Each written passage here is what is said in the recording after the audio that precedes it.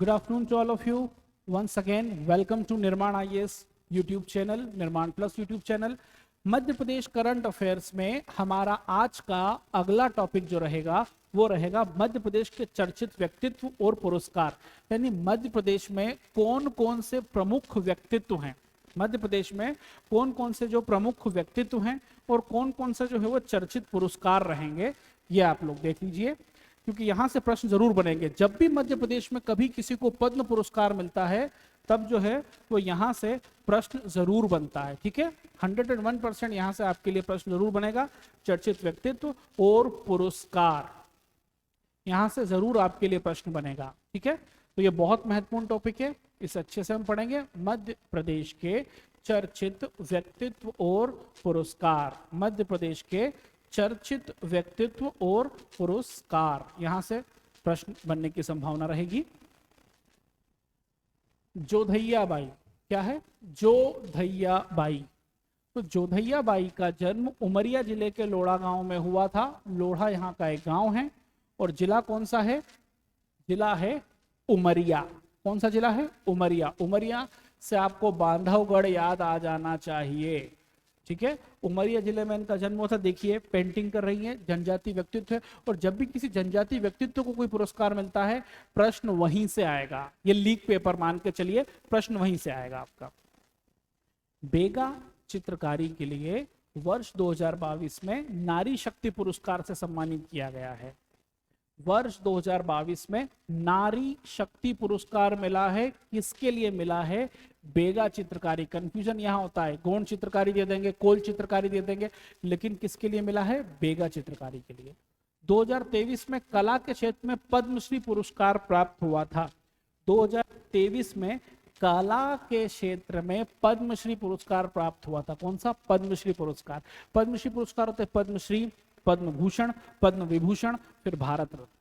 ठीक है, पद्म पुरस्कारों को बंद भी कर दिया गया था जनता सरकार के द्वारा। जब वापस में कांग्रेस आई थी तो उन्होंने फिर से उसको शुरू किया था। इसका यह भी इतिहास है, देखने को मिलता है। तो यहां से प्रश्न बनेगा, जोधैया बाई कहाँ की हैं? उमरिया।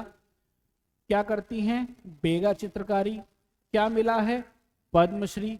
किसके लिए मिला है? कला के लिए। ठीक है, याद रखिएगा। अगला है डॉक्टर मनीश्वर चंद्र डावर। अगला आपका क्या रहेगा? डॉक्टर मनीश्वर चंद्र डावर। श्री मनीश्वर चंद्र डावर का जन्म 16 जनवरी 1946 को पंजाब पाकिस्तान में हुआ था। वहां का जो पंजाब प्रांत है हमारे पड़ोसी देश पाकिस्तान का, वहां पर पंजाब में इनका जन्म हुआ था। डॉक्टर मनीश्वर चंद्र डावर जबलपुर से bachelor of medicine and bachelor of surgery का कोर्स किया है। Bachelor of medicine in English, bachelor of surgery in Latin, ये फुल फॉर्म होता है एमबीबीएस का। Bachelor of medicine in English, bachelor of surgery in Latin, ये MBBS का full form होता है। इन्होंने एमबीबीएस जबलपुर से किया है, डॉक्टर मनीश्वर चंद्र जी डावर ने। अगला है 1971 में युद्ध के दौरान आर्मी डॉक्टर के रूप में सेवाएं दी। 1971 इंदिरा जी थी हमारी पीएम। ठीक है, हमने 90,000 पाकिस्तानी सैनिकों का सरेंडर कराया था, जनरल अयूब खान ने किया था, याद रखिएगा। ठीक है, जनरल अयूब खान ने सरेंडर किया था। हमारे अरोड़ा साहब जो थे, मिस्टर अरोड़ा, वो हमारे जनरल थे। और सेम मानेक शाह ने भी बहुत महत्वपूर्ण भूमिका निभाई थी। और यहीं पर हमने फाड़ करके क्या बना दिया था? बांग्लादेश बना दिया था। हमने पाकिस्तान के 2 टुकड़े कर दिए थे, हमने बांग्लादेश बना दिया था। तो उस युद्ध में डॉक्टर मनीश्वर चंद्र डावर ने अपनी विशेष सेवाएं दी थी। डॉक्टर डावर ने सेना से रिटायर्ड होने के बाद डावर की दवा के नाम से जबलपुर में एक क्लिनिक खोला। डावर की दवा, अब ये डाबर नहीं है, जो कंपनी आती है ये वो डाबर नहीं है। पता चले कि आप लोग डाबर समझ रहे हो, ये वो डाबर नहीं है, ये डावर की दवा के नाम से इन्होंने अपना क्लिनिक खोला था। तो 2023 में चिकित्सा के क्षेत्र में पद्मश्री मिला है। इनको भी पद्मश्री मिला है, किस क्षेत्र में? चिकित्सा के क्षेत्र में। 1971 में बहुत महत्वपूर्ण भूमिका इन्होंने जो है वो निभाई थी, याद रखिएगा। अगला है श्री रमेश परमार एवं श्रीमती शांति परमार। संयुक्त रूप से 2023 का पद्मश्री दिया गया है। इनको ये सम्मान गुड़िया कला, मतलब कला के क्षेत्र में दिया गया है, गुड़िया कला के लिए दिया गया है। झाबुआ के हैं दोनों दंपत्ति, जनजाति दंपत्ति हैं। ये हैं हमारे जो रमेश परमार जी और ये हैं शांति परमार जी, दंपत्ति हैं यानी कि पति पत्नी हैं। इनको गुड़िया की कला के लिए सम्मानित किया गया है 2023 में पद्मश्री पुरस्कार से। अगला है अंकित सेन। अगला कौन है आपका? अंकित सेन, माउंटेन मैन के नाम से प्रसिद्ध हैं। अंकित सेन किस नाम से प्रसिद्ध हैं? माउंटेन मैन के नाम से प्रसिद्ध है। एक माउंटेन मैन माझी थे हमारे यहाँ पर, जो बिहार में हैं, जिन्होंने पहाड़ काट कर रास्ता बना दिया गया था, और ये जबलपुर के पर्वतारोही हैं। अंकित सेन संबंध कहां से? जबलपुर से। अफ्रीका की सबसे ऊंची पर्वत किलीमंजारो पर 26 जनवरी 2023 को तिरंगा फहराया था, आप देख सकते हैं। और किलीमंजारो की ऊंचाई कितनी है? 5895 मीटर है। तंजानिया में आती है। तंजानिया वहां का एक देश है जिसकी राजधानी होती है, तंजानिया की राजधानी डोडोमो, याद रखिएगा, ठीक है। अगला आपका प्रश्न है, अगला आपके व्यक्तित्व है नीलेश देसाई जी। नीलेश देसाई ने नुक्कड़ नाटक, यानी चौराहों पर जाकर हम जो नाटक करते हैं, प्रदर्शनी करते हैं, गीत के माध्यम से, पोस्टर आदि के माध्यम से लोगों को जल संरक्षण के प्रति जागरूकता लाने का प्रयास किया है। आपने देखा होगा बहुत समय पहले एक सूचना आई थी, चेन्नई भारत का पहला ऐसा शहर था जहां भूमिगत जल समाप्त हो चुका है, वहां भूमिगत जल बचा ही नहीं है। तो ऐसे ही हमारा देश इसी ओर बढ़ रहा है, क्योंकि हम जल का दुरुपयोग कर रहे हैं। तो जल संरक्षण के लिए उन्होंने नुक्कड़ नाटक, गीत, पोस्टर के माध्यम से लोगों को प्रेरित किया। झाबुआ जिले के नीलेश देसाई को भील और भिलाला समुदाय के उत्थान के लिए जमनालाल बजाज पुरस्कार से सम्मानित किया गया है। इनको किस पुरस्कार से सम्मानित किया गया है? इनको जमनालाल बजाज के पुरस्कार के नाम से सम्मानित किया गया। जो जमनालाल बजाज पुरस्कार इनको दिया जाता है, उस पुरस्कार से इनको सम्मानित किया गया है।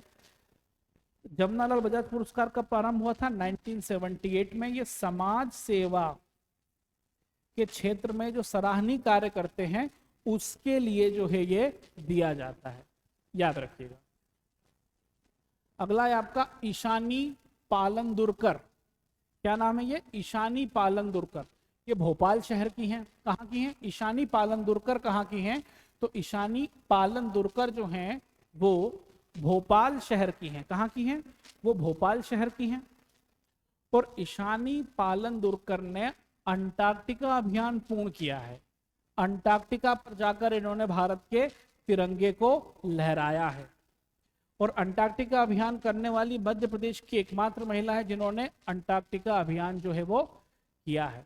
हम जब बात करते हैं मध्य प्रदेश में पर्वतारोहण की, तो अंकित सेन की बात आती है, भावना डेहरिया की बात आती है, मेघा परमार की बात आती है, और अब बात आएगी ईशानी पालनदुरकर की। ये भी उसमें एक अगला नाम अपना जुड़वा चुकी है। अगला है, अब अन्य की बात करें तो भूरीबाई, ठीक है। भूरीबाई को 2021 में पद्मश्री पुरस्कार से सम्मानित किया गया था। कागज और कैनवास का इस्तेमाल करने वाली प्रथम भील कलाकार है भूरीबाई, झाबुआ से संबंधित हैं। इनको भी पद्मश्री मिला था, ठीक है। और भारत भवन में, भारत भवन कितनी महत्वपूर्ण बिल्डिंग है हमारे यहाँ की, आपको पता ही है। भारत भवन जो भोपाल में है, वहां पर भी भूरीबाई ने अपनी कला का परिचय दिया है, ठीक है। ये आप विशेष तौर पर याद रखेंगे, वहां पर भी भूरीबाई ने अपनी कला का परिचय दिया है। ज्योति रात्रे, अब ये ज्योति रात्रे कौन है? तो ज्योति रात्रे जो हैं वो है मध्य प्रदेश के हरदा जिले के ग्राम कुकरावाड़ की निवासी हैं। अर्जेंटीना की सबसे ऊंची पर्वत चोटी माउंट एकांकागुआ पर फतेह करने वाली देश की सबसे उम्रदराज महिला है। मतलब सबसे अधिक उम्र की महिला है हरदा जिले की कुकरावाड़ गांव की, जिन्होंने अर्जेंटीना, जो कि साउथ अमेरिका, लैटिन अमेरिका का एक देश है, वहां पर माउंट एकांकागुआ पर फतेह की है, तिरंगा लहराया है। सबसे उम्रदराज महिला है। यहां पर हमको दो, अर्जेंटीना कहाँ आएगा? दक्षिण अमेरिका में। अर्जेंटीना की हम बात करेंगे तो अर्जेंटीना की जो कैपिटल है वो है ब्यूनस आयर्स। अर्जेंटीना की कैपिटल क्या रहेगी? ब्यूनस आयर्स रहेगी। और अर्जेंटीना की बात आती है तो आपको एक नाम याद आता है लियोनेल मेसी का। वो फुटबॉल खिलाड़ी हैं, वो कहाँ के हैं, अर्जेंटीना के हैं। इसको आप विशेष तौर पर याद रखिए। इससे पहले अफ्रीका महाद्वीप की सबसे ऊंची चोटी माउंट किलिमंजारो, जो अभी हमने अंकित सेन में देखा था, और यूरोप महाद्वीप की सबसे ऊंची चोटी माउंट एल्ब्रुस पर भी ये विजय प्राप्त कर चुकी है। मतलब कि ये भी पर्वतारोही है, ज्योतिरात्रे हरदा की। इन्होंने एकांकागुआ भी चढ़ ली है, इन्होंने किलिमंजारो भी चढ़ लिया है, और इन्होंने माउंट एल्ब्रुस पर भी जो है वो अपनी विजय प्राप्त कर ली है। और एल्ब्रुस यूरोप की सबसे ऊंची पर्वत चोटी है। माउंट एल्ब्रुस जो है वो यूरोप महाद्वीप की सबसे ऊंची चोटी मानी जाती है, विशेष तौर पर याद रखिएगा। अगला है सौम्या तिवारी। तो सौम्या तिवारी कौन है? सौम्या तिवारी का संबंध मध्य प्रदेश में भोपाल से है। सौम्या तिवारी का संबंध किससे है? मध्य प्रदेश में भोपाल से है। दक्षिण अफ्रीका में आयोजित अंडर 19 महिला विश्व कप में भारतीय टीम की सदस्य रही हैं। ये दक्षिण अफ्रीका में जो आयोजित अंडर 19 वर्ल्ड कप था, वहां पर भारतीय टीम की सदस्य रही। अब देखो प्रश्न कितने बनेंगे। पहला, सौम्या तिवारी का संबंध कहां से है? क्रिकेट, एक प्रश्न बना। सौम्या तिवारी किस जिले से हैं? भोपाल, दो प्रश्न बना। अंडर 19 क्रिकेट वर्ल्ड कप में मध्य प्रदेश की कौन सी खिलाड़ी थी? सौम्या तिवारी, तीन प्रश्न बने। अंडर 19 क्रिकेट वर्ल्ड कप इस बार कहां पे हुआ? साउथ अफ्रीका में, चार प्रश्न बने। अंडर 19 क्रिकेट वर्ल्ड कप इस बार किसने जीता? वुमेन्स वाला, इंडिया ने जीता, पांच प्रश्न। कौन थी हमारी कप्तान? शेफाली वर्मा। इस प्रकार से आपके प्रश्न बनेंगे और इस प्रकार से आपके आंसर होंगे, याद रखिएगा। अगला प्रश्न है आपका, श्रीमती निर्मला बूच के बारे में बताइए। निर्मला बूच कौन थी? जब भी हम निर्मला बूच की बात करते हैं, आशा गोपालन की बात करते हैं, जब भी हम किरण बेदी की बात करते हैं, तो एक बहुत सुंदर व्यक्तित्व की छवि हमारे आंखों के सामने आती है। तो निर्मला बूच जो हैं, ये मध्य प्रदेश की प्रथम महिला मुख्य सचिव हैं। मध्य प्रदेश की पहली महिला मुख्य सचिव यानी कि प्रिंसिपल सेक्रेटरी बनी है ये। इन्होंने महिला चेतना मंच नामक संस्था की स्थापना की थी। इनका जन्म 1935 में उत्तर प्रदेश में हुआ था, निधन 2023 में हुआ है। ठीक है, निर्मला बूच चर्चित व्यक्तित्व है हमारे यहाँ की। ठीक है, अभी हमारे प्रमुख सचिव कौन है? इकबाल सिंह बैस। ये 29 नवंबर को रिटायर्ड हो रहे हैं। फिर नए मुख्य सचिव आपको मिल जाएंगे, यानी आपकी प्री एग्जाम के पहले आपको नए मुख्य सचिव मिल जाएंगे। अगला है अशोक जगदाले, चर्चित व्यक्तित्व। कौन है अशोक जगदाले? मध्य प्रदेश रणजी क्रिकेट टीम के पूर्व कप्तान। अशोक जगदाले मध्य प्रदेश क्रिकेट एसोसिएशन के पूर्व उपाध्यक्ष भी रहे हैं। जन्म 1945 इंदौर, निधन 2022 को हुआ। अशोक जगदाले, जगदाले क्रिकेट क्लब इन्हीं के द्वारा स्थापित किया गया था। और कुछ लोग जो बीच बीच में कमेंट करते हैं, बीच बीच में लगातार टेलीग्राम पे भी पूछते हैं प्री आगे बढ़ रही है, ऐसी कोई सूचना नहीं है कि आपकी प्रीलिम्स एग्जाम आगे बढ़ रही है। ठीक है, 17 दिसंबर को आप मानसिक रूप से तैयार हो जाइए कि आपको प्री देना है। हो सकता है 10-11 दिसंबर के आसपास आपके एडमिट कार्ड भी आपको मिल जाए, इसलिए अभी कोई ऐसी ऑफिशियल सूचना नहीं है और ना अब ऐसी उम्मीद है कि प्री अब आगे जाएगी। तो 17 दिसंबर ही अंतिम सत्य और अंतिम लड़ाई मानकर जो है वो भिड़ जाइएगा।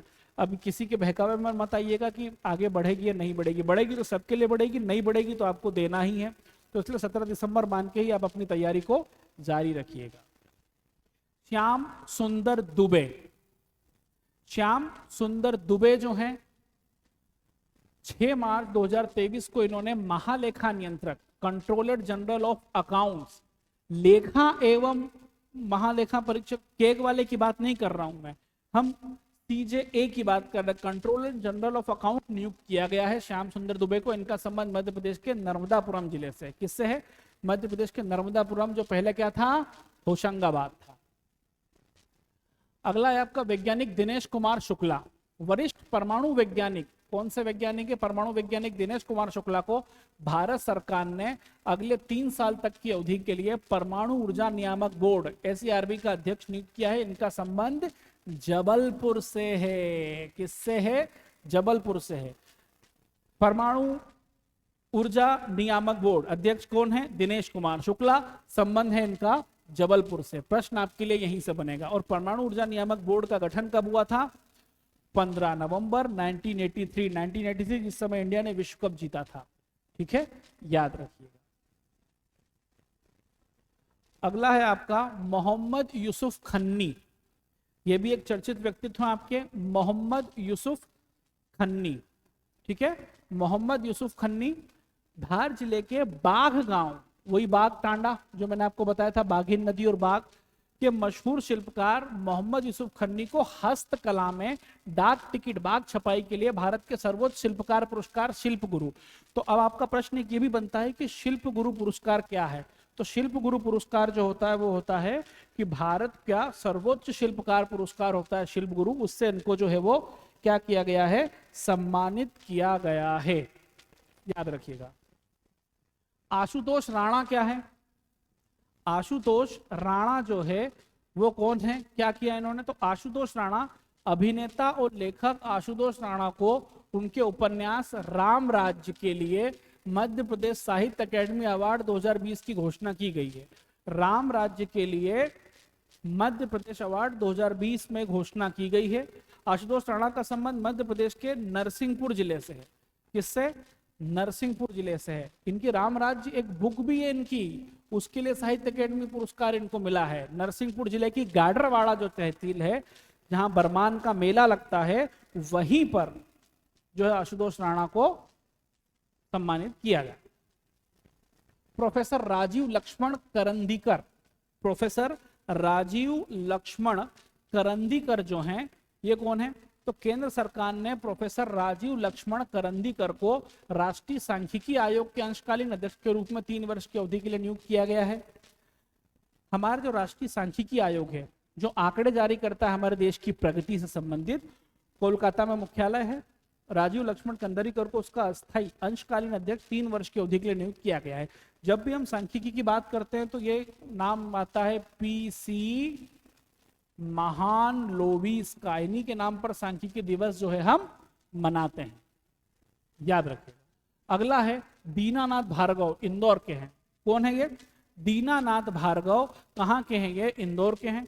नई संसद के बाहर लगा अशोक चक्र मध्य प्रदेश के इंदौर में ही बनाया गया था। जो नई संसद है, सेंट्रल विस्टा प्रोजेक्ट आपका बना है, जो टाटा कंपनी ने बनाया है दिल्ली में, उसी के लिए उसके गेट के बाहर जो अशोक चक्र है वो इंदौर में बना था, और इसको इंदौर के प्रसिद्ध चित्रकार दीनानाथ भार्गव ने बनाया था। संविधान का पहला पेज भी दीनानाथ भार्गव ने ही डिजाइन किया था, जिस पर अशोक स्तंभ बना हुआ है। तो कितनी बड़ी हस्ती है, आपने देखा। ठीक है, ये भी एक बहुत महत्वपूर्ण हस्तियां हो जाती हैं आपके लिए। चेतन सोलंकी, ये कौन है, तो मध्य प्रदेश के खरगोन के निवासी हैं। वह आईआईटी मुंबई में प्रोफेसर रह चुके हैं। चेतन सोलंकी मध्य प्रदेश में सौर ऊर्जा के ब्रांड एम्बेसडर हैं। बहुत आईएमपी है, मध्य प्रदेश में जो सौर ऊर्जा है उसके ब्रांड एम्बेसडर किसे बनाया गया है, तो उसके ब्रांड एम्बेसडर चेतन सोलंकी को बनाया गया है। इन्हें सोलर मैन ऑफ इंडिया के नाम से जाना जाता है और इनको सोलर गांधी भी कहा जाता है। इनको सोलर मैन ऑफ इंडिया के नाम से जाना जाता है और सोलर गांधी भी जो है इनको कहा जाता है, विशेष तौर पर याद रखिएगा। अगला है लहरी बाई। डिंडोरी जिले के बेगाचक निवासी लहरी बाई मोटे अनाज की विलुप्त होती प्रजाति को बचाने के लिए विगत 1 दशक से कार्य कर रही हैं। लहरी बाई जो है ये भी 1 दशक से कार्य कर रही हैं। डिंडोरी जिले की बेगाचक निवासी है ये। देखिए, बेगाचक लैंड ज्यादातर मंडला में भी आपको मिलेगा, लेकिन ये है निवासी डिंडोरी की लहरी बाई। ये अनाज की विलुप्त होती प्रजाति को बचाने के लिए 1 दशक से कार्य कर रही हैं। इनको भी पुरस्कार भी दिया था राष्ट्रपति द्रौपदी मुर्मू ने, ये भी आपको विशेष तौर पर याद रखना है। पूजा वस्त्राकर शहडोल की हैं ये। इनको महिला प्रीमियर लीग यानी महिलाओं का जो आईपीएल चालू हुआ था उसके प्रथम संस्करण में मुंबई इंडियंस की टीम ने खरीदा था। प्रारंभ में भारत और बांग्लादेश के मध्य T20 और वनडे मैच के लिए भी भारतीय टीम का हिस्सा है। पूजा वस्त्राकर एमपी की खिलाड़ी हैं शहडोल की, और भारत की नेशनल वुमेन क्रिकेट टीम में खेलती हैं। भावना डहरिया मध्य प्रदेश की पर्वतारोही हैं। भावना डहरिया कहाँ की हैं, छिंदवाड़ा की। मध्य प्रदेश की पर्वतारोही हैं भावना डहरिया, ये कहाँ की हैं, छिंदवाड़ा की हैं। इनको जो है वो 15 अगस्त 2023 के दिन यूरोप की सबसे ऊंची चोटी माउंट एल्ब्रूस जो रूस में पड़ती है, यूरेशिया का भाग है जो यूरोप और एशिया को अलग करता है, पर सफलतापूर्वक पहुंचकर भारत का राष्ट्रीय तिरंगा ध्वज फहराया है। माउंट एवरेस्ट की चोटी रूस जॉर्जिया के बॉर्डर पर ये स्थित है। ठीक है, तो ये थे आपके प्रमुख चर्चित व्यक्तित्व। क्या थे कि आपके प्रमुख चर्चित व्यक्तित्व जिस पर हमने आज बात की। अब हम आगे इनके पुरस्कारों पर भी बात करेंगे। धन्यवाद।